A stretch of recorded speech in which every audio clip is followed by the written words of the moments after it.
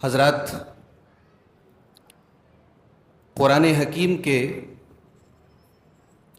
14ویں پارے کی کچھ آیتوں کی تفسیر آج آپ کے سامنے پیش کی جائے گی۔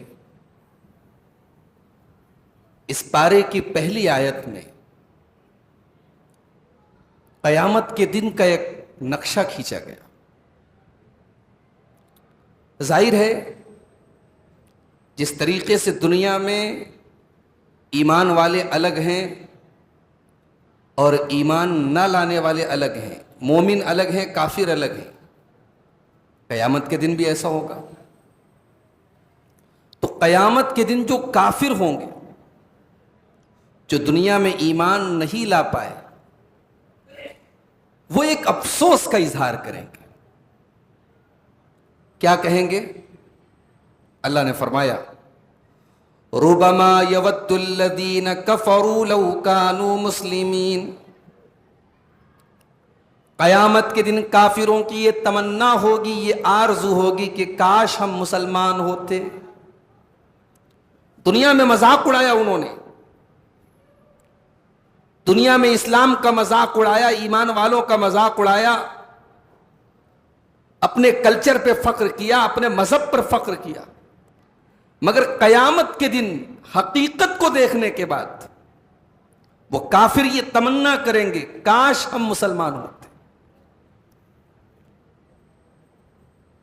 اب اللہ تبارک و تعالیٰ اپنے نبی کو ایک حکم دے رہا ہے، فرمایا ربما یود الذین کفروا لو کانوا مسلمین۔ اے نبی، ایک دن ایسا آئے گا یہ کافر بھی تمنا کریں گے کہ کاش ہم مسلمان ہوتے۔ ذرہم یاکلوا ویتمتعوا ویلہہم الامل فسوف یعلمون۔ اے نبی، ان کافروں کو ان کے حال پہ چھوڑ دیجئے، ان کی زندگی کا کوئی مقصد نہیں ہے، ان کا تو تین ہی کام ہے۔ ذرہم یاکلوا، ان کا کام ہے کھانا پینا، ویتمتعوا، انجوائے کرنا، ویلہہم الامل، اور لمبے لمبے پلان بنانا۔ اے نبی، ان کافروں کی زندگی کا کوئی ٹارگٹ نہیں ہے، کوئی مقصد نہیں ہے، کوئی گول نہیں ہے، کوئی ایم نہیں ہے۔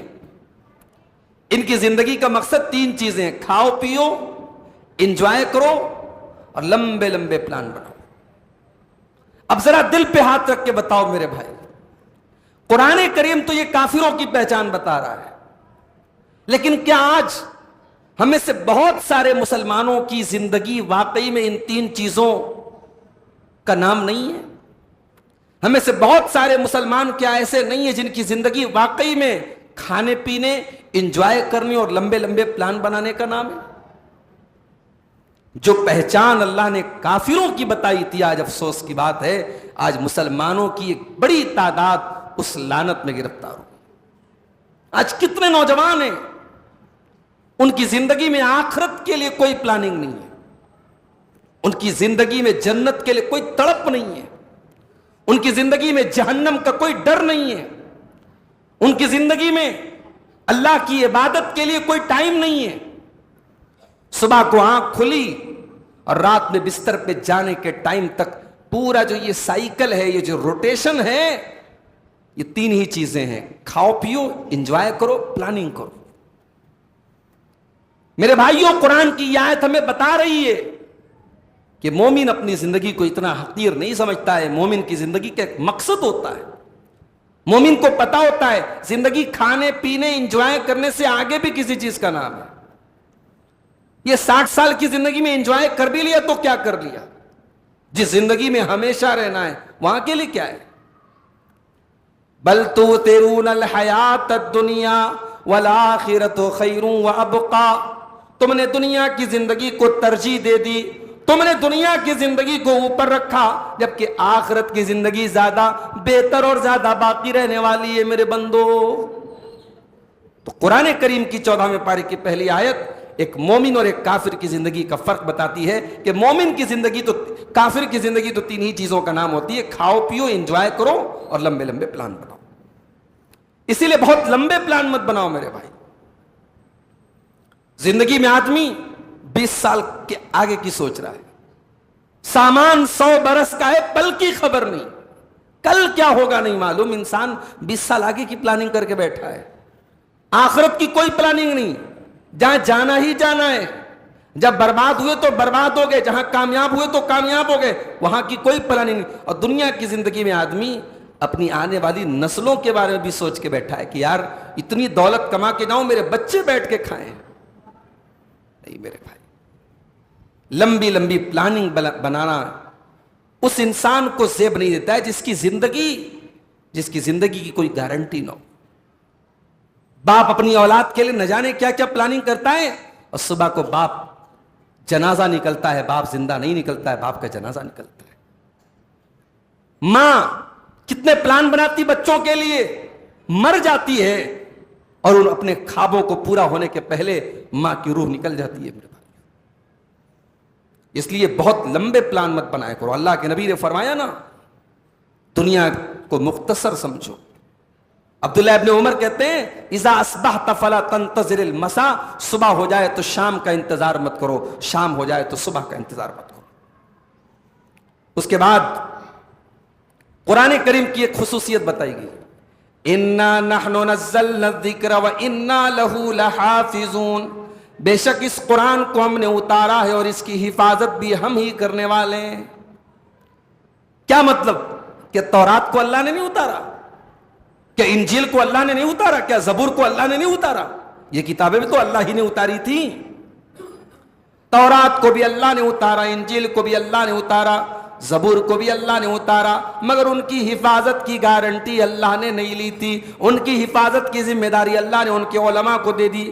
اللہ نے فرمایا انا انزلنا التوراۃ فیہا ھدی ونور، بے شک ہم نے تورات کو اتارا ہے، تورات کے اندر ہدایت اور روشنی ہے، یحکم بہا النبیون الذین اسلموا، اور تورات کے مطابق فیصلہ کرتے اللہ کے نبی اور اللہ کے پیغمبر، للذین ہادوا، وہ یہودیوں کے بارے میں تورات کے مطابق فیصلہ کرتے ہیں، والربانیون والاحبار، اور ان کے ربانی علماء اور ان کے احبار اس تورات کے مطابق فیصلہ کرتے ہیں، بما استحفظوا من کتاب اللہ، کیونکہ ان کو اللہ کی کتاب کی حفاظت کی ذمہ داری دی گئی، تورات کی حفاظت کی ذمہ داری ان کے علماء کو دی گئی۔ قرآن کی حفاظت کی ذمہ داری اللہ نے اس امت کے علماء کو نہیں دی ہے۔ اس دنیا سے قرآن کے سارے نسخے بھی ختم ہو جائیں تب بھی قرآن نہیں مٹ پائے گا، قرآن کی حفاظت اللہ خود کرے گا، اور اللہ کر رہا ہے۔ کوئی ایگزامپل نہیں ہے، کوئی مثال نہیں ہے کہ 6 سال کا 7 سال کا بچہ سورہ فاتحہ سے لے کر کے سورہ ناس تک پورا قرآن پھر اس کی زبان نہیں ہے، اس کی لینگویج نہیں ہے، وہ اردو اور ہندی اور جو ہے تیلگو اور تمل بولنے والا اور انڈیا کا اور پاکستان کا رہنے والا بچہ ہوتا ہے 5-6 سال کا، اور قرآن کریم کو حفظ کر لیتا ہے۔ کسی اور کتاب کی مثال مجھے لا کے دے دو میرے بھائی۔ اور صرف یاد نہیں کرنا، جو حافظ لوگ ہیں کبھی آپ پوچھئے قرآن کریم کی کتنی آیتیں ایسی ہیں جو متشابہات، جن کو کہا جاتا ہے ملتی جلتی آیتیں، حافظ کا دھیان بھٹکا نہیں کہ پہلے پارے کے بجائے 9ویں پارے میں چلا گیا، تو وہ سارے متشابہات کو یاد رکھنا اور پھر چھوٹے چھوٹے بچوں کا اس کو کھڑے ہو کر کے سنا دینا، یہ اللہ تبارک و تعالیٰ نے اپنی کتاب کی حفاظت کا ایک سسٹم بنایا ہے۔ اللہ نے فرمایا انا نحن نزلنا الذکر وانا لہ لحافظون۔ اور ایک بات اور نوٹ کر لیجئے، قرآن کریم کا ٹیکسٹ جس طریقے سے سیکیورڈ ہے، قرآن کی انٹرپریٹیشن بھی سیکیورڈ ہے، قرآن کی ایکسپلینیشن بھی سیکیورڈ ہے۔ اگر قرآن کی حفاظت کی گارنٹی اللہ نے لی ہے تو قرآن کی تشریح اور قرآن کا معنی اور قرآن کا مطلب اور قرآن پر پریکٹیکلی کیسے عمل کیا جائے، قرآن کی اس شرح کی بھی اللہ تعالیٰ نے حفاظت کی گارنٹی لی ہے، جس کو ہم سنت کہتے ہیں۔ جب تک دنیا میں قرآن باقی رہے گا تب تک سنت بھی باقی رہے گی۔ یہ نہیں ہو سکتا کہ قرآن کا ٹیکسٹ تو باقی رہے لیکن قرآن کی ایکسپلینیشن ختم ہو جائے، قرآن کی انٹرپریٹیشن ختم ہو جائے۔ قرآن کے ساتھ ساتھ قرآن کی شرح اور قرآن کے معنی اور مطلب کی بھی اللہ حفاظت کر رہا ہے۔ قرآن کی حفاظت کے لیے اللہ نے حفاظ کو پیدا کیا، اور حدیث کی حفاظت کے لیے کبھی اللہ نے امام بخاری کو پیدا کیا، کبھی امام مسلم کو پیدا کیا، کبھی امام حاکم کو پیدا کیا، کبھی امام دارقطنی کو پیدا کیا، اور ابھی پچھلے دور میں آج سے جو ہے تقریباً 24-25 سال پہلے انتقال ہوا، ہمارے دور کی ایک بڑی ہستی تھی، اللہ ان کی قبر کو رحمتوں سے بھرتے، علامہ ناصر الدین البانی رحمۃ اللہ علیہ، ایک بڑا نام تھا علم حدیث میں۔ میرے بھائیوں، ہر دور میں اللہ تعالیٰ ایسے علماء کو بھی پیدا کرتا رہے گا جو حدیثوں کی حفاظت کریں گے، جو کھرے کو کھوٹے سے الگ کریں گے، جو صحیح کو ضعیف سے الگ کریں گے، تاکہ قرآن کے ساتھ ساتھ قرآن کی انٹرپریٹیشن بھی محفوظ رہے۔ اس کے بعد اللہ نے آسمان کا ذکر کیا۔ آسمان میں ستارے کیوں بنائے اللہ نے؟ کہا کہ ستارے دو مقصد کے لیے بنائے۔ فرمایا وَلَقَدْ جَعَلْنَا فِي السَّمَاءِ بُرُوجًا، ہم نے آسمان میں ستاروں کو بنایا ہے، وَزَيَّنَّاهَا لِلنَّاظِرِينَ، اور ہم نے ان ستاروں کو دیکھنے والوں کے لیے اٹریکٹیو بنایا، خوبصورت بنایا، سجا دیا ہے۔ وَحَفِظْنَاهَا مِنْ كُلِّ شَيْطَانٍ رَجِيمٍ، اور ہم نے ان ستاروں کو ہر شیطان مردود سے محفوظ رکھا ہے۔ إِلَّا مَنِ اسْتَرَقَ السَّمَاءَ، ہاں کوئی شیطان چوری چپکے سے اگر سننے کی کوشش کرتا ہے، فَأَتْبَعَهُ شِهَابٌ مُبِينٌ، تو جلتا ہوا شعلہ اس کے پیچھے لگا دیا جاتا ہے۔ یہ جو جنات ہوتے ہیں نا، یہ آسمان میں فرشتوں کے درمیان ہونے والی بات چیت کو سننے کے لیے جاتے ہیں، اور جب سن کر کے آنے لگتے ہیں نا، تو انہی ستاروں میں سے کوئی ستارہ ان کو مارنے کے لیے ایک ہتھیار کے طور پر بھی اللہ تعالیٰ کی طرف سے استعمال ہوتا ہے۔ وہ ستارہ ان کے لیے جلتا ہوا شعلہ بن جاتا ہے، اور پھر وہ شیطان جب دنیا میں آتا ہے تو اس کاہن کو، اس جادوگر کو، اور لوگوں کا بھوشیہ بتانے کا دعویٰ کرنے والے اس جو ہے کاہن کو، اس پامشٹ کو وہ باتیں بتاتا ہے۔ اب وہ ایک بات اگر بتاتا ہے تو یہ دنیا کے جو جوتشی ہوتے ہیں، جو بھوشیہ بتانے کا اور مستقبل بتانے کا دعویٰ کرنے والے لوگ ہوتے ہیں، یہ اس میں 100 جھوٹ ملاتے ہیں۔ اللہ کے رسول صلی اللہ علیہ وسلم، حضرت عائشہ کہتی ہیں کہ ایک مرتبہ لوگوں نے اللہ کے نبی سے کاہنوں کے بارے میں پوچھا۔ کاہن کس کو کہتے ہیں؟ جو لوگوں کو مستقبل کی باتیں بتاتے ہیں، پامشٹ وغیرہ، جو ہتیلی دیکھ کے، یا آپ نے کبھی کبھی روڈ پر دیکھا ہوگا طوطا وغیرہ رہتا ہے، اور وہ طوطے کے ذریعے آپ کی ایک چٹھی نکالتے اور کہتے ہیں صاحب آپ کے ساتھ یہ ہوگا یہ ہوگا، تو ان کو کاہن کہا جاتا ہے۔ تو اللہ کے نبی نے فرمایا انہم لیسوا بشیء، کاہن کی کوئی حقیقت نہیں ہے، کاہن کی بات کا کوئی اعتبار نہیں ہے۔ صحابہ نے کہا اللہ کے نبی کبھی کبھی کاہنوں کی بات سچی ہو جاتی، وہ کہتے ہیں کہ 3 بیٹے ہوں گے، 3 ہی بیٹے ہوتے ہیں، وہ کہتے ہیں اس کی 2 شادی ہوگی، 2 شادی ہو جاتی ہے، وہ کہتے ہیں یہ 50 سال تک جیے گا، 50 سال تک آدمی جیتا ہے، کبھی کبھی ان کی بات سچ نکل جاتی ہے۔ تو اللہ کے نبی نے اس کی تشریح کرتے ہوئے فرمایا تلک الکلمۃ من الحق یخطفها الجنی، وہ جو سچی بات ہوتی ہے نا، وہ جنات جو ہوتے ہیں وہ آسمان سے اچک کر کے آتے ہیں، فیقرقرها فی اذن ولیہ، اور اپنے دوست کے کان میں ڈالتے ہیں، ککرکرت الدجاجہ، جیسے مرغی کٹ کٹ کٹ کٹ کرتی ہے تو وہ کٹ کٹ کٹ کٹ کر کے اپنے دوست کے کان میں ڈالتے ہیں، فیخلطون فیہ اکثر من 100 کذبا، اور پھر اس ایک بات میں وہ کاہن جو ہوتے ہیں 100 جھوٹی باتیں ملاتے ہیں۔ اسی لیے اللہ کے نبی نے سختی سے منع کیا ہے، کسی بھی ایسے انسان کے پاس نہ انسان کو جانا چاہیے، نہ اس کی بات کا اعتبار کرنا چاہیے۔ ہمارے یہاں کبھی کبھی سامان چوری ہو جاتا ہے تو ایسے لوگوں کو لوگ پکڑتے ہیں جو پیسہ لے کر کے بتاتے ہیں کون چور ہے۔ بنارس میں ایک جگہ میں نے دیکھا کہ صاحب چوری ہو گئی، تو ایسے ہی ایک آدمی کو لوگوں نے پکڑا تو اس نے کہا کہ انڈا لاؤ، اور انڈے کو وہ کاٹتا ہے، اور انڈے کو کاٹنے کے بعد بتا دیتا ہے کہ صاحب کس نے چوری کیا ہے۔ تو یہ جو ٹوٹکے ہیں اور یہ جو طریقے ہیں یہ حرام ہے میرے بھائیوں، یہ ناجائز ہیں، اس طریقے کے چکروں میں مت پڑو۔ کبھی سامان اگر چوری ہو تو ایک جملہ یاد رکھو، انا للہ و انا الیہ راجعون، اللہم اجرنی فی مصیبتی واخلف لی خیرا منہا، یہ دعا پڑھ دیا کرو۔ یہ صرف مصیبت میں پڑھنے کی دعا نہیں، کبھی بھی کوئی سامان چوری ہو جائے، کوئی حادثہ ہو جائے، اس دعا کو پڑھ دو۔ میں نے تجربہ کیا ہے، اگر آپ نے اس دعا کو پڑھا ہے، آپ کا قیمتی سے قیمتی کھویا ہوا سامان بھی انشاءاللہ مل جاتا ہے۔ اللہ کے رسول کی حدیث ہے کہ انسان اگر اس کو مصیبت میں پڑتا ہے، اللہ اس کا بہترین الٹرنیٹ اور بہترین بدل اس کو عطا فرماتا ہے۔ اس کے بعد شیطان کا ذکر اللہ نے کیا۔ شیطان نے اللہ سے ایک وعدہ کیا کہ میں تیرے بندوں کو گمراہ کروں گا۔ قال رب بما اغويتني لأزينن لهم في الارض ولأغوينهم اجمعين، اے اللہ چونکہ تو نے مجھے گمراہ کیا ہے، اس لیے میں تیرے بندوں کے لیے گناہوں کو مزین کروں گا، تیرے بندوں کے لیے گناہوں کو سجا دوں گا۔ تیرے بندے جب گناہ کرنا چاہیں گے میں گناہ کو اتنا سجا دوں گا, گناہ کو اتنا اٹریکٹیو بنا دوں گا, تیرے بندے گناہوں کے چکر میں پڑ جائیں گے. وَلَأُغْوِيَنَّهُمْ أَجْمَعِينَ, اور میں تیرے سارے بندوں کو گمراہ کر دوں گا.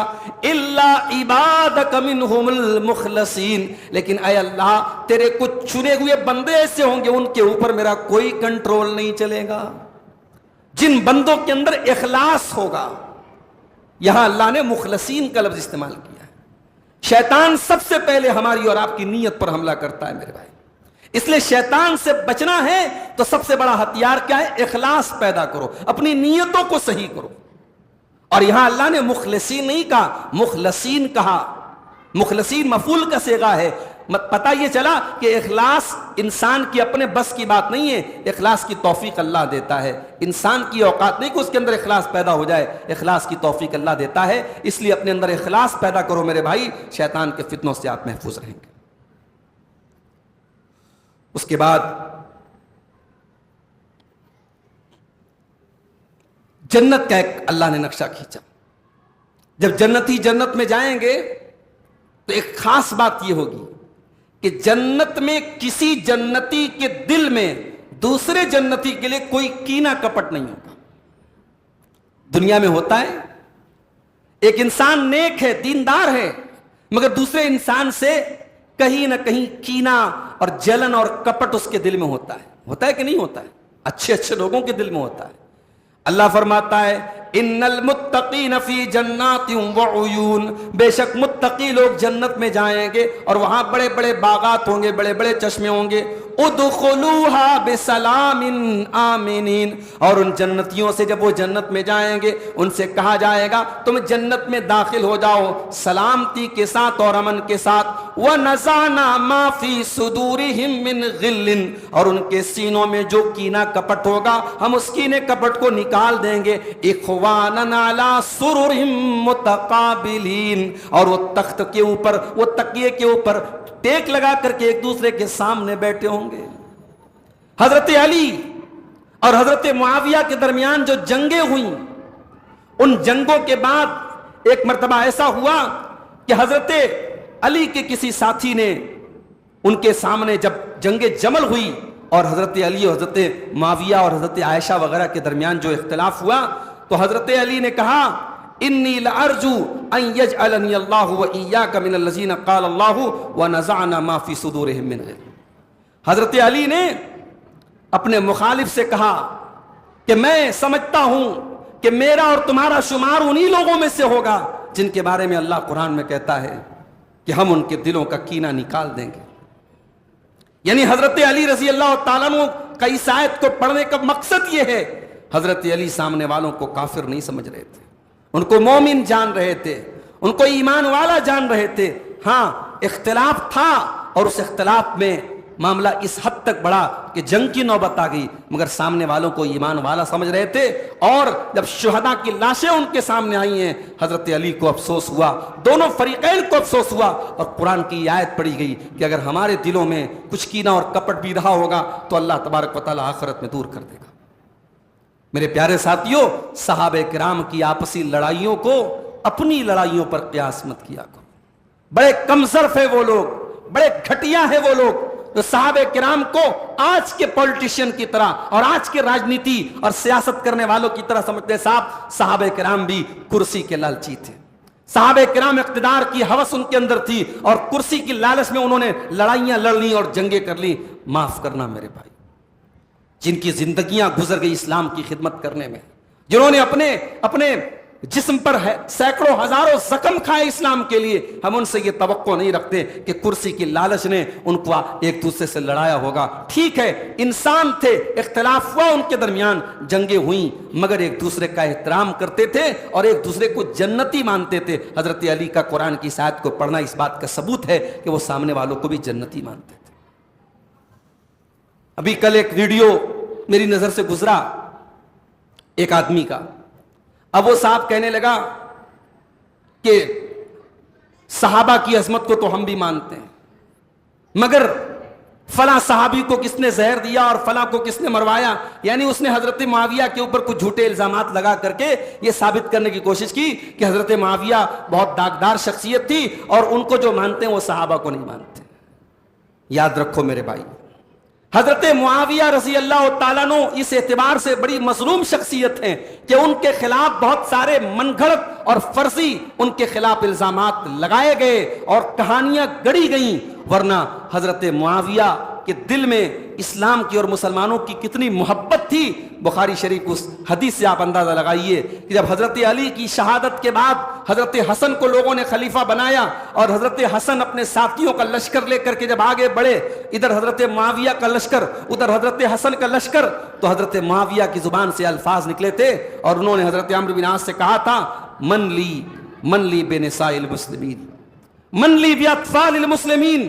اے عمرو بن عاص, اگر یہ جنگیں اسی طریقے سے ہوتی رہی, ہم نے ان کو قتل کیا, انہوں نے ہم کو قتل کیا, ان قوم کے بچوں کا کیا ہوگا, مسلمانوں کی عورتوں کا کیا ہوگا, مسلمانوں کے کمزوروں کا کیا ہوگا, کب تک یہ خون خرابہ چلے گا. اور اس کے بعد حضرت معاویہ رضی اللہ تعالیٰ نے آفر کیا تھا اور پیشکش کی تھی کہ اے حسن آؤ, ہم ان لڑائیوں کو ختم کرتے ہیں, آپ کے باپ سے ہماری جنگ ہوتی رہی مگر آپ ایک نئے مزاج کے ہیں, آئیے ہم آپ سے صلح کرنے کے لیے تیار ہیں. حضرت معاویہ نے صلح کا آفر کیا اور حضرت حسن نے اس آفر کو قبول کیا اور اس طریقے سے 5 سال تک چلنے والی ان جنگوں کا خاتمہ ہوا. اس لیے میرے بھائیوں, صحابہ کرام کے بارے میں اپنی زبانوں کو ہم لگام دیں, ان پر جھوٹے الزامات نہ لگائیں, ان پر کیچڑ نہ اچھالیں, اور یہ یاد رکھیں کہ ان کی نیتیں محفوظ تھیں, ان کی نیتیں مخلصانہ تھیں, ان کی نیتوں میں کوئی کھوٹ نہیں تھا. یہ انسان تھے, فرشتے نہیں تھے, ان سے غلطیاں ہو سکتی ہیں, مگر اللہ نے ان کی نیتوں کی گارنٹی قرآن میں لی ہے اور اللہ نے کہا ہے قرآن میں کہ یہ اللہ کی رضا کے طالب تھے, یہ مخلص لوگ تھے, یہ سچے لوگ تھے, ان کی نیتوں میں کوئی کھوٹ نہیں تھا. اس کے بعد حضرت لوط علیہ السلام کا واقعہ اللہ نے بیان کیا. لوط علیہ السلام کی قوم کیا کرتی تھی؟ مرد کے ساتھ اپنی شہوت پوری کرتا تھا, عورتوں کو چھوڑ کر کے اپنی ڈیزائرز, اپنی خواہشات مرد کے ساتھ پوری کرتا تھا. اور یہ گندا کام انسانی تاریخ میں اسی قوم نے شروع کیا تھا, حضرت لوط کی قوم نے شروع کیا تھا. اور یہ سب اپنے اس کام میں اتنے مگن تھے کہ جب فرشتے آئے, اور حضرت لوط علیہ السلام کو نہیں پتا تھا کہ یہ فرشتے ہیں, انہوں نے سمجھا مہمان ہیں, انسان ہیں, اور جب یہ فرشتے خوبصورت نوجوانوں کی شکل میں آئے تو یہ بدبخت حضرت لوط علیہ السلام کے گھر پہ پہنچ گئے. تو حضرت لوط علیہ السلام ڈر گئے کہ کہیں میرے مہمانوں کے ساتھ یہ کوئی بدتمیزی نہ کریں, تو انہوں نے ہاتھ جوڑ کے کہا کہ لا تخزونی فی ضیفی, میرے مہمانوں کے سامنے کم سے کم مجھے رسوا مت کرو. تو اس موقع پر بھی ان لوگوں نے کہا تھا کہ اے لوط, تو جانتا ہے ہمیں عورتوں کی کوئی حاجت نہیں ہے, ہمارے اندر عورتوں کی کوئی خواہش نہیں ہے, ہمیں ہمارا مزاج تو جانتا ہے, ہماری ریکوائرمنٹ تو جانتا ہے, اس لیے اپنا لیکچر ہمیں تو مت پلا, تو بڑا پاک صاحب بنتا ہے تو چلا جا, ہمیں تیرے لیکچر کی کوئی ضرورت نہیں. یہ وہ قوم تھی.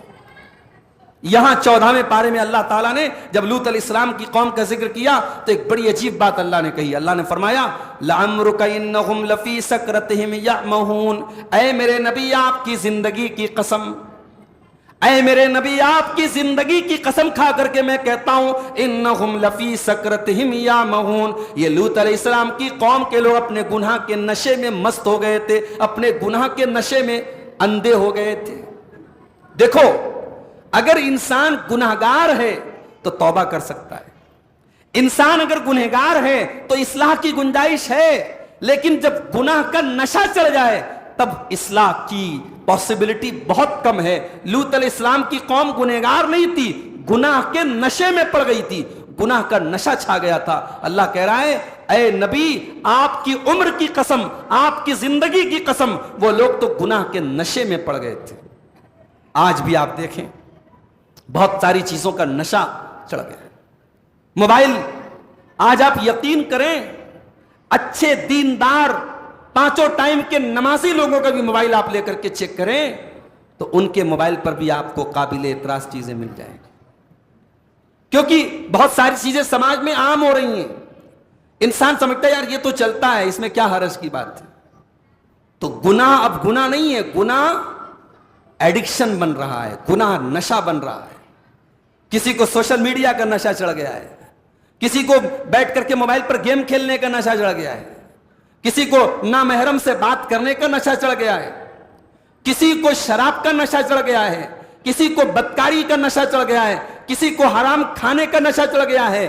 گناہ جب نشہ بن جائے, گناہ جب ایڈکشن بن جائے میرے بھائیوں, تو پھر انسان کا سنبھلنا بہت مشکل ہے. اور ایک بات اور پتہ چلی, اللہ اپنے نبی سے کتنی محبت کرتا ہے. اللہ اپنے نبی کی زندگی کی قسم کھا رہا ہے. قرآن میں اللہ نے کسی اور کی زندگی کی قسم نہیں کھائی. اللہ نے اگر قسم کھائی ہے تو جناب محمد رسول اللہ صلی اللہ علیہ وسلم کی زندگی کی قسم کھائی ہے. اس سے معلوم ہوتا ہے اللہ کی نظر میں اس کے نبی کا مقام کیا ہے. اس کے بعد سورۃ النحل شروع ہوتی ہے, اور سورۃ النحل میں اللہ تبارک و تعالی مشرکین کا ذکر کرتے ہوئے فرماتا ہے والذین یدعون من دون اللہ لا یخلقون شیئا وهم یخلقون. یہ لوگ اللہ کو چھوڑ کر کے جن کو پکارتے ہیں یہ تو پیدا کیے گئے ہیں. لا یخلقون شیئا, یہ تو کسی چیز کو پیدا نہیں کر سکتے. وهم یخلقون, یہ تو خود پیدا کیے گئے ہیں. اموات غیر احیاء, یہ تو مرے ہوئے لوگ ہیں, یہ زندہ نہیں ہیں. یہ مردہ ہیں, یہ زندہ نہیں ہیں. وما یشعرون ایان یبعثون, ان کو تو یہ بھی نہیں پتا کہ یہ مرنے کے بعد کب اٹھائے جائیں گے. جو لوگ اولیاء اللہ کی قبروں پر جا کر کے سجدہ کرتے ہیں اور درگاہوں پہ جا کے سر جھکاتے ہیں اور کہتے ہیں کہ قرآن میں اس کو شرک نہیں کہا گیا, یہ سورہ نحل کی آیت کریمہ, یہ سورہ نحل کی آیت نمبر 20 اور 21 ہے. ذرا بتا دے اس کا کیا مطلب ہے. اللہ کہہ رہا ہے کہ اے مشرکو جن کی تم عبادت کرتے ہو, اموات غیر احیاء, وہ مردہ ہیں, وہ زندہ نہیں ہیں. میرے پیارے ساتھیو, کل تک جو انسان دنیا میں محتاج تھا, کل تک انسان بیمار ہوتا تھا علاج کے لیے ڈاکٹر کے پاس جاتا تھا, آج مر کر کے قبر میں چلا گیا تو تجھے شفا دینے لگا. کل جب اس کی شادی ہوئی تھی اس کو اولاد دینے والا اللہ تھا, اور آج جب وہ قبر میں چلا گیا تو تجھے اولاد دینے لگا. ابھی ایک بہت بڑے جو ہے ہمارے غیر مسلم بھائیوں کے بہت بڑے گرو ہیں جن کو سدگرو کہا جاتا ہے. سدگرو جو ہے وہ لیکچر میں کہتے ہیں صاحب کہ میڈیکل سائنس بیکار چیز ہے, آیورویدک چیزوں کو اپناؤ, اور دوا یہ جو ایلوپیتھک دوائیں ہوتی ہیں یہ بالکل بیکار ہوتی ہیں. آج سدگرو جب بیمار ہوئے ان کو ہاسپٹلائز کیا گیا اور تمام ایلوپیتھی کے ڈاکٹر ان کا علاج کر رہے ہیں. تو لوگوں نے اس پر بڑے میمز بنائے کہ صاحب زندگی بھر تو سدگرو نے جو ہے لوگوں کو لیکچر دیا کہ صاحب ایلوپیتھ کا استعمال مت کرو, میڈیکل سائنس بیکار چیز ہے, ڈاکٹروں کی کوئی حیثیت نہیں ہے, اور آیوروید کے اندر بڑی طاقت ہے اور یوگا کے اندر بڑی طاقت ہے. اور آج جب وہ خود بیمار ہوئے ہیں تو ایلوپیتھ کا سہارا لے رہے ہیں. تو میرے بھائیوں, جو انسان زندگی بھر دوسروں کا محتاج رہتا ہے, مرنے کے بعد اس کی 2 گز اونچی قبر بنا دی جاتی ہے اور اس کے نام کے ساتھ لکھ دیا جاتا ہے صاحب یہ بہت بڑے بابا تھے اور یہ بہت بڑے اللہ کے نیک بندے ہیں, اور ہر جمعرات کو صاحب عورتیں آ رہی ہیں, مرد آ رہے ہیں, اور ان کی جو ہے پوجا پاٹ شروع ہو جاتی ہے. یہ بڑی کڑوی حقیقت ہے میرے بھائی. آپ کے کرنول شہر میں آپ نکلے ذرا, آپ کو قدم قدم پر ایسے آستانے مل جائیں گے جہاں مرادیں پوری ہو رہی ہیں. اور کتنے شہر ہیں ہندوستان میں جہاں جو ہے لوگ اپنے مرادوں کو پورے کرنے کے لیے اپنی مشکلات کو لے کر کے جاتے ہیں اس عقیدے کے ساتھ کہ اس درگاہ پہ ہم جائیں گے ہماری مشکل دور ہو جائے گی. اسی لیے مولانا الطاف حسین حالی نے کہا تھا, کرے غیر گر بت کی پوجا تو کافر, کواکب میں مانے کرشمہ تو کافر, جو ٹھہرائے بیٹا خدا کا تو کافر, جھکے آگ پر بہر سجدہ تو کافر. یہ سارا کام اگر کوئی غیر مسلم کرتا ہے تو ہم اس کو کافر مانتے ہیں, مگر مومنوں پر کشادہ ہے راہیں, پرستش کریں شوق سے جس کی چاہیں, نبی کو جو چاہیں خدا کر دکھائیں, اماموں کا رتبہ نبی سے بڑھائیں, مزاروں پہ جا جا کے نظریں چڑھائیں, شہیدوں سے جا جا کے مانگیں دعائیں, نہ توحید میں کچھ کمی اس سے آئے, نہ اسلام بگڑے نہ ایمان جائے. جو کام غیر مسلم کرتا ہے اور ہم کہتے ہیں صاحب یہ کافر ہے، یہ مشرک ہے، وہی کام ہم کرتے ہیں۔ اس نے نام رکھا شرنگار، ہم نے نام رکھ دیا عرس۔ اس نے نام رکھا صاحب وہ گنگا جل لے کے آیا ہے اور ہم درگاہوں کے اور قبروں کے پانی کو لے کے آ رہے ہیں۔ اس نے اپنی قبر، اس نے اپنے مورتی کا جو ہے پرساد لا کے دیا اور ہم نے مزاروں کا تبرک لا کے دیا، تو ہمارا کام صحیح اور اس کا کام غلط کیسے؟ یہ ڈبل اسٹینڈرڈ کیسے؟ میرے پیارے ساتھیو، قرآن کی یہ آیت قبر پرستی کا رد کرتی ہے، اور میرے نبی کو اندازہ تھا کہ میری امت پہ قبر پرستی ہوگی، اسی لیے اپنے آخری ٹائم میں، اپنے انتقال کے ٹائم میں بھی اللہ کے نبی نے اپنی امت کو قبر پرستی سے روکا تھا، اور آپ نے فرمایا تھا کہ لعنت اللہ علی الیہود والنصارى، اللہ کی لعنت ہو یہود و نصارہ کے اوپر، اتخذوا قبور انبیاء مساجد، انہوں نے اپنے نبیوں کی قبروں کو مسجد بنا لیا، انہوں نے اپنے نبیوں کی قبروں کو سجدہ کرنے کی جگہ بنا لیا۔ اس کے بعد ان لوگوں کا رد کیا گیا جو یہ کہتے ہیں کہ صاحب ہمارے پیر صاحب ہمیں بچا لیں گے، فلانے کا دامن پکڑ لیں گے وہ بچا لیں گے، فلانے کی ٹوپی ہمارے سر پہ ہوگی ہم بچ جائیں گے قیامت کے دن، ہم فلانے کے مرید ہیں ہمارے پیر صاحب ہمیں بچا لیں گے۔ اللہ فرماتا ہے وَإِذَا قِيلَ لَهُمْ مَاذَا أَنزَلَ رَبُّكُمْ قَالُوا أَسَاطِيرُ الْأَوَّلِينَ، جب ان سے کہا جاتا ہے کہ تمہارے رب نے کیا اتارا ہے، قالوا اساطیر الاولین، تو کہتے ہیں کہ یہ تو پہلے کے لوگوں کے قصے کہانی ہیں، لیحملوا اوزارہم کاملۃ یوم القیامہ، کان کھول کر کے سن لو، اللہ کے دین کو نہ ماننے والے، اللہ کے دین کا یہ مذاق اڑانے والے قیامت کی اپنے پورے پورے بوجھ کو اٹھائیں گے، ومن اوزار الذین یضلونہم بغیر علم، اور ان لوگوں کا بوجھ بھی یہ اٹھائیں گے جن کو یہ گمراہ کیا کرتے تھے، جن پیروں پر آپ تکیہ لگا کے بیٹھے ہیں، آپ کے پیر خود آپ کا گناہ بھی اپنے سر پہ لا دیں گے اور خود اپنا گناہ بھی اپنے سر پہ لا دیں گے۔ میرے پیارے ساتھیو، اس لیے دین کے سلسلے میں کسی کی بات آنکھ مت کر کے مت مانو، کسی کو یہ اتھارٹی مت دو کہ اس کی ہر بات مانیں گے۔ ہمارے یو پی کے اندر لکھنؤ میں ایک جگہ ہے دیوا، اس کی وہاں جو مزار ہے دیوا شریف اس کو بولتے ہیں، وہ وارث علی بابا کی مزار ہے، اور وارث علی بابا کے ماننے والے نماز نہیں پڑھتے صاحب، وارثی لوگ نماز نہیں پڑھتے، ان کے بابا کی تعلیم ہے کہ صاحب ہم لوگ طریقت والے ہیں، ہم لوگ جو ہے یہ نماز تو وہ لوگ پڑھے جو شریعت والے، ہم تو طریقت والے ہیں، ہمارے تو دل میں اللہ بسائے، ہمیں نماز پڑھنے کی ضرورت نہیں ہے۔ یہ گمراہی جن پیروں نے پھیلائی ہے، وہ پیر خود بھی اللہ کے عذاب کے مستحق بنیں گے اور ان کے ماننے والے بھی اللہ کے عذاب کے مستحق بنیں گے۔ اللہ نے فرمایا یہ خود اپنا بھی بوجھ اٹھائیں گے اور جن کو یہ گمراہ کیا کرتے تھے ان کا بھی بوجھ یہ قیامت کے دن اٹھائیں گے۔ اس کے بعد اللہ نے ایک اصول بتایا کہ جتنے رسول آئے سب مرد تھے، دنیا میں کوئی عورت رسول بن کر کے نہیں آئی۔ وَمَا أَرْسَلْنَا مِن قَبْلِكَ إِلَّا رِجَالًا نُوحِي إِلَيْهِمْ، اے نبی ہم نے آپ سے پہلے جتنے رسول بھیجے وہ سب کے سب مرد تھے، ہم نے ان کے اوپر اپنی وحی نازل کی۔ فَاسْأَلُوا أَهْلَ الذِّكْرِ إِن كُنتُمْ لَا تَعْلَمُونَ، تو تم اہل کتاب سے پوچھ لو، تم اہل ذکر سے پوچھ لو اگر تم نہیں جانتے۔ اے مکہ کے کافروں تم ان یہودیوں سے پوچھ لو، ان عیسائیوں سے پوچھ لو، اہل کتاب سے پوچھ لو اگر تم نہیں جانتے۔ قرآن کی آیت سے ایک اصول پتہ چلا کہ اگر ہمیں شریعت کا کوئی مسئلہ پتہ نہیں ہے تو ہم علماء سے پوچھیں، اور یاد رکھو علماء سے پوچھنا یہ غلط نہیں ہے، کسی کی اندھی پیروی کرنا غلط ہے، لیکن جہاں کنفیوژن ہو وہاں علماء سے پوچھنا غلط نہیں ہے۔ علماء سے پوچھنا یہ تقلید نہیں ہے، معاف کیجیے گا، بعض لوگ اس کو بھی تقلید بولتے ہیں۔ جب ہم لوگ بولتے ہیں نا ہم لوگ تقلید نہیں کرتے، تو بعض لوگ کہتے ہیں آپ تو اپنے علماء سے پوچھتے نہیں پوچھتے، تو آپ اپنے علماء کی تقلید کرتے ہیں۔ اس کا مطلب یہ ہوا کہ جو اپنے آپ کو حنفی کہہ رہا ہے، اب آج امام ابو حنیفہ تو زندہ نہیں ہے، امام ابو حنیفہ کو تو دنیا سے گئے 1300 سال ہو گئے، تو آج اگر کوئی حنفی مسلک کا انسان اپنے مولوی سے مسئلہ پوچھ کر کے عمل کر رہا ہے، اس کا مطلب کہ وہ امام ابو حنیفہ کی تقلید نہیں کر رہا ہے، وہ اپنے مولوی کی تقلید کر رہا ہے۔ تو میرے بھائیوں، علماء سے پوچھنا ایک الگ چیز ہے، اور اپنے اوپر کسی شخصیت کو فکس کر لینا کہ ہم ان کا ہر مسئلہ مانیں گے، ہر بات مانیں گے، چاہے وہ بات دلیل سے کے مطابق ہو یا نہ ہو، اس کو تقلید بولتے ہیں، اور اس تقلید کو ہم جائز اور صحیح نہیں سمجھتے ہیں۔ ہمارا یہ ماننا ہے کہ یہ اتھارٹی اگر کسی کو حاصل ہے کہ اس کی ہر بات مانی جائے، اس کی ہر بات کی پیروی کی جائے، یہ اتھارٹی اگر کسی کی ہے تو صرف اور صرف ایک ہستی کی ہے، اور وہ ہستی ہے جناب محمد رسول اللہ صلی اللہ علیہ وسلم۔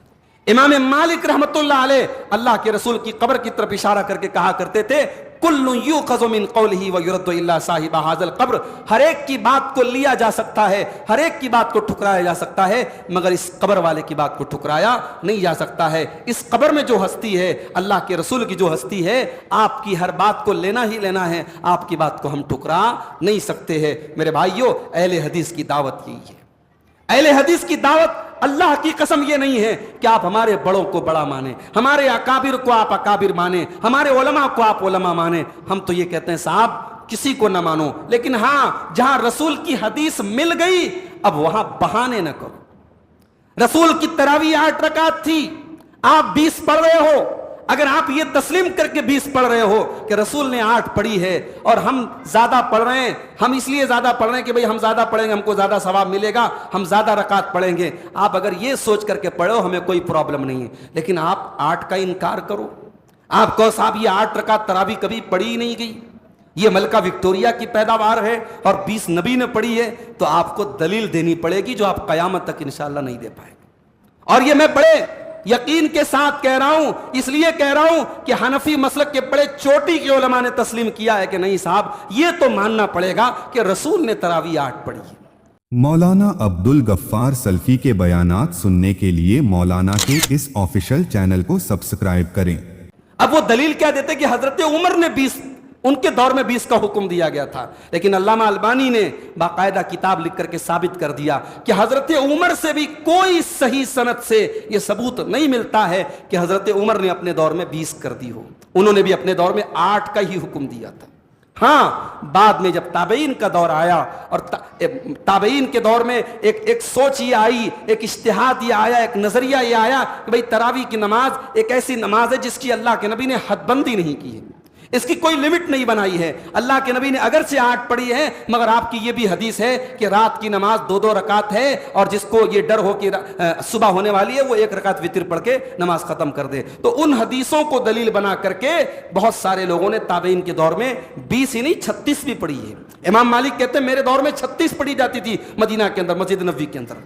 تو میرے بھائیوں ہمارے لیے آئیڈیل اللہ کے رسول کی ذات ہے، اللہ کے نبی نے 8 پڑھی ہے اور ہم 8 ہی کو بہتر اور سنت اور مضبوط قرار دیتے ہیں۔ کوئی 20 پڑھتا ہے ہمیں کوئی اعتراض نہیں ہے، ہم اس کو خلاف سنت نہیں بولتے، ہم اس کو بدعت نہیں بولتے، مگر تکلیف تب ہوتی ہے جب 20 پڑھنے والے سے پوچھا جاتا ہے کہ کوئی 8 رکعت تراویح پڑھتا ہے تو ہو جاتی ہے کہ نہیں، تو مذاق اڑاتے ہوئے کہتا ہے کہ ہاں ہو تو جاتی ہے، 8 ہو جاتی ہے 12 رہ جاتی ہے۔ تو 8 کا لوگ مذاق اڑاتے ہیں، ہمیں ان سے یہ تکلیف ہے کہ اگر 8 رکعت تراویح کو آپ یہ سمجھتے کہ ادھوری تراویح ہے تو آپ کو کہنا پڑے گا کہ اللہ کے نبی کی جو زندگی میں تراویح ہوئی وہ ادھوری تھی۔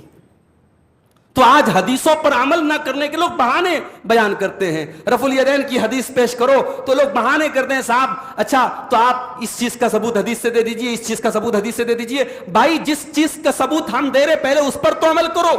اگر آپ رفع الیدین کی صحیح اور کلیئر حدیثیں مل رہی ہیں اور آپ نہیں مان رہے ہو، اور اللہ کے رسول کی صاف حدیثیں سامنے اور پھر بھی آپ نہیں مان رہے ہو، تو آپ بتاؤ کہ ایسے انسان کے ایمان کا کیا ٹھکانہ ہے جس کے سامنے نبی کی صحیح حدیثیں آ جائیں اور وہ انکار کرے اور وہ تعویل کرے اور اس کو گھمانے پھرانے کی کوشش کرے۔ قرآن کی ان آیتوں کا آپ کیا جواب دیں گے جس میں اللہ کہتا ہے وَمَا كَانَ لِمُؤْمِنٍ وَلَا مُؤْمِنَةٍ إِذَا قَضَى اللَّهُ وَرَسُولُهُ أَمْرًا أَن يَكُونَ لَهُمُ الْخِيَرَةُ مِنْ أَمْرِهِمْ، کہ جب مومن کے سامنے اللہ کا فیصلہ آ جائے، رسول کا فیصلہ آ جائے تو مومن اگر مگر چوں چرا نہیں کرتا۔ تو ہم علماء سے پوچھنے کو صحیح کہتے ہیں، ہم تقلید شخصی کو صحیح نہیں سمجھتے ہیں۔ کسی کی تقلید کرنا، کسی کی اندھی پیروی کرنا اور کسی کو یہ اتھارٹی دینا کہ اس کی ہر بات مانیں گے، اہل حدیث اس کو صحیح نہیں سمجھتا ہے۔ اسی کا نام تقلید شخصی ہے جو کہ صحیح اور مناسب نہیں ہے۔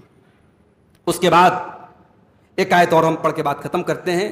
عرب کے بعض قبیلے ایسے تھے کہ وہاں لڑکیاں جب پیدا ہوتی تھیں تو ان کا چہرہ جو ہے کالا پڑ جاتا تھا۔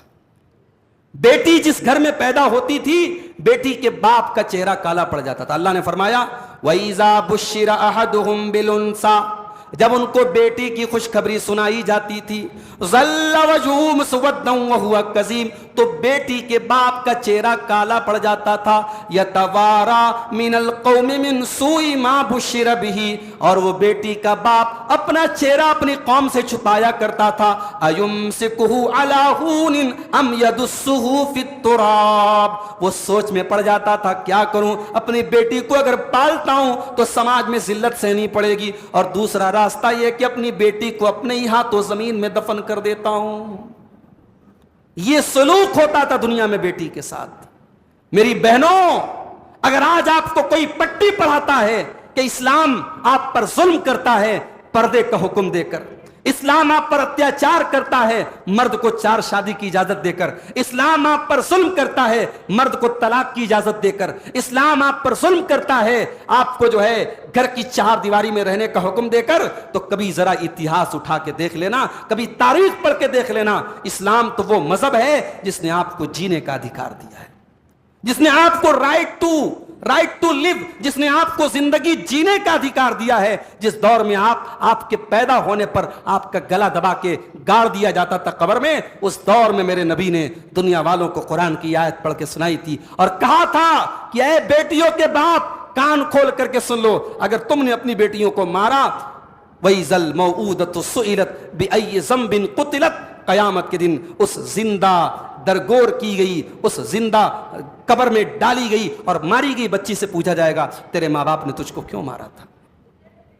بلکہ اللہ کے نبی نے تو یہاں تک فرمایا، من آل جاریتین، جس کو اللہ تعالیٰ 2 بیٹیاں دیتا ہے، حتیٰ تبلغا، یہاں تک کہ وہ بیٹیاں جوان ہو جاتی ہیں، جا یوم القیامہ، وہ انسان قیامت کے دن اس حال میں آئے گا، انا وہوا کہاتین، آپ نے اپنی دونوں انگلیوں سے اشارہ کر کے فرمایا جیسے یہ دونوں انگلیاں ایک دوسرے کے ساتھ اٹیچ ہیں، ایک دوسرے کے ساتھ ملی ہوئی ہیں۔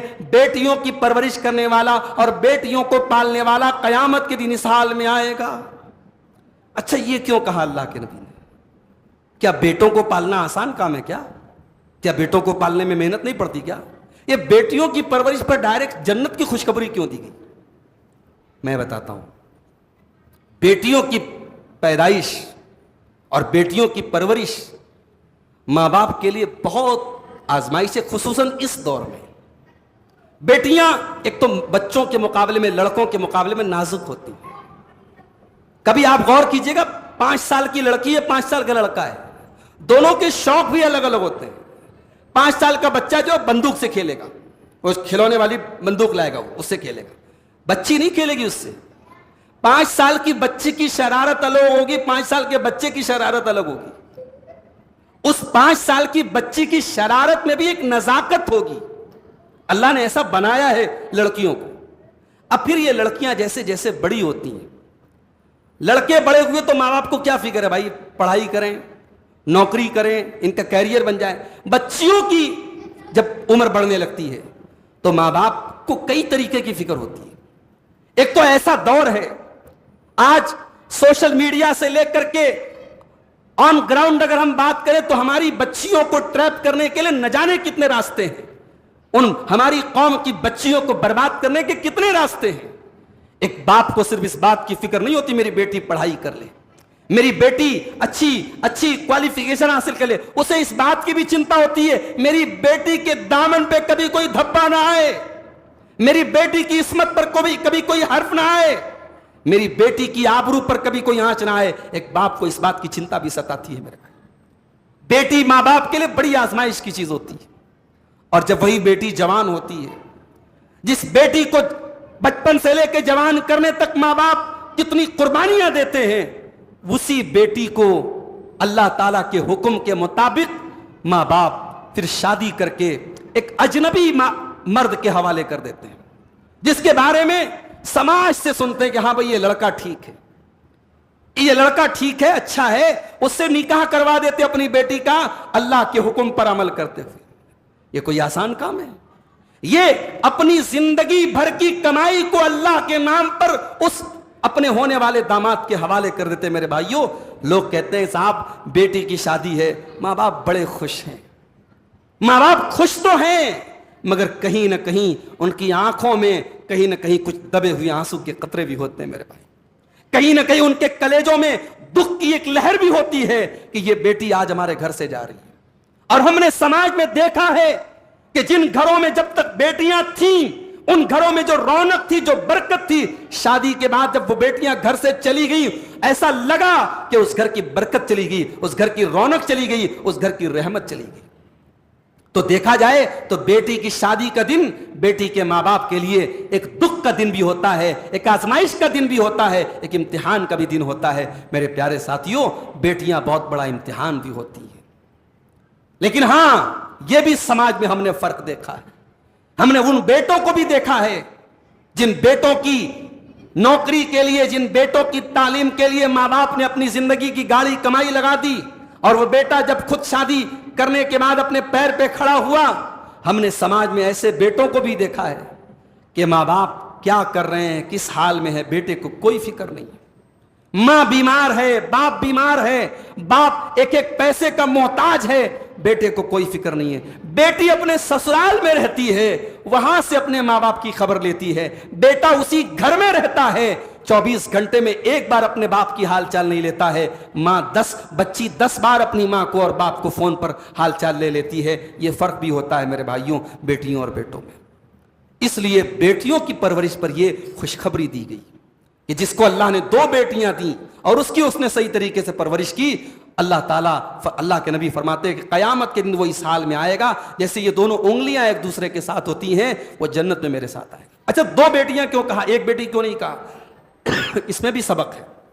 اس میں سبق یہ ہے کہ اگر اللہ نے آپ کو ایک بیٹی دی ہے تو آپ تمنا کریں, آپ کے اندر تڑپ ہو کہ اللہ ایک اور بیٹی دے. آپ بیٹی کو بوجھ نہ سمجھیں, آپ کے اندر مزید بیٹیوں کی خواہش پیدا ہو. آج تو صاحب جس کو 2 بیٹیاں ہو جاتی ہیں, 3 بیٹیاں ہو جاتی ہیں, سماج تو اس کو ایسا ٹریٹ کرتا ہے جیسے بہت بڑی مصیبت اس کے سر پہ آ گئی. کبھی LIC والا دوڑ رہا ہے, کبھی جو ہے حکومت کی طرف سے پالیسیاں آ رہی, صاحب بیٹیاں ہیں تیرے پاس, بہت بڑا بوجھ ہے, تجھے اپنی بیٹیوں کی شادی کرنا ہے. زندگی کا ایک بہت بڑا کارنامہ لوگوں نے شادی کو اتنا مشکل بنا دیا کہ بیٹی کی شادی کرنا ایک بہت بڑا پہاڑ بن گیا ہے ایک باپ کے لیے.